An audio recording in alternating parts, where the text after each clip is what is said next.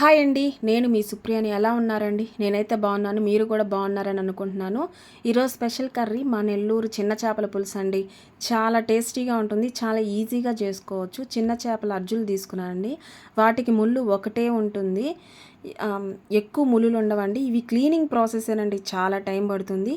చేపలు క్లీన్ చేసుకున్న తర్వాత ఒక అరచెయ్యి అంత చింతపండు తీసుకొని చింతపండు తీసుకొని నానబెట్టుకోవాలి.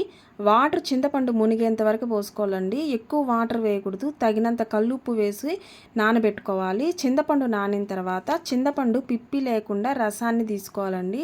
చిక్కగా ఉంచుకోండి, వాటర్ ఎక్కువ వేయకూడదు. ఎందుకంటే పులుసు పలచగా ఉంటే బాగుండదు కదండి, చిక్కగా ఉండాలి. చింతపండు పులుసులోకి ఒక టమోటా వేసి స్మాష్ చేసుకోవాలి.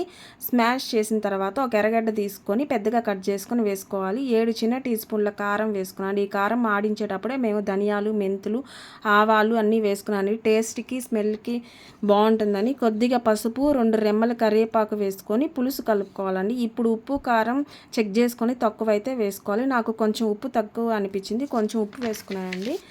స్టవ్ వెలిగించుకొని వెడల్పాటి గిన్నె తీసుకొని 4 టేబుల్ స్పూన్ల ఆయిల్ వేసుకున్నాను. చేపల పులుసులో ఎక్కువ ఆయిల్ పడుతుందండి. మా నెల్లూరులో ఎక్కువ పులుసులోకి తిరగమాత వడియం వాడతారు. పులుసు మంచి స్మెల్ వస్తుందండి తిరగమాతలో వడియం వేసుకోవడం వల్ల. వేగిన తర్వాత కలిపి పెట్టుకున్న పులుసును వేసుకోవాలి. కొంచెం వాటర్ ఎక్కువ వేసుకోకూడదండి, ఒక చిన్న టీ గ్లాస్ వాటర్ వేసుకొని పులుసు తెల్లేటప్పుడు చిన్న చేపలను వేసుకోవాలండి. తర్వాత మామిడికాయ ముక్కలను కూడా వేసుకోవాలండి.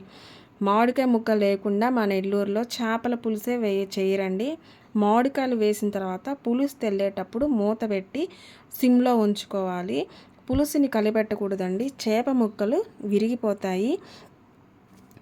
మెంతులు, ఆవాల పిండి వేయలేదండి. ఆల్రెడీ మా కారంలో ఆవాలు, మెంతులు, ధనియాలు వేయించుకొని పొడి చేసుకున్నామండి. మీరు దించుకునేటప్పుడు ఆవాలు, మెంతులు, ధనియాలు వేయించుకొని పొడి చేసుకొని వేసుకోవాలి. చేపల కూర ఉడికినట్టేనండి. మామిడికాయ ఉడికిందంటే చేపల కూర ఉడికినట్టేనండి.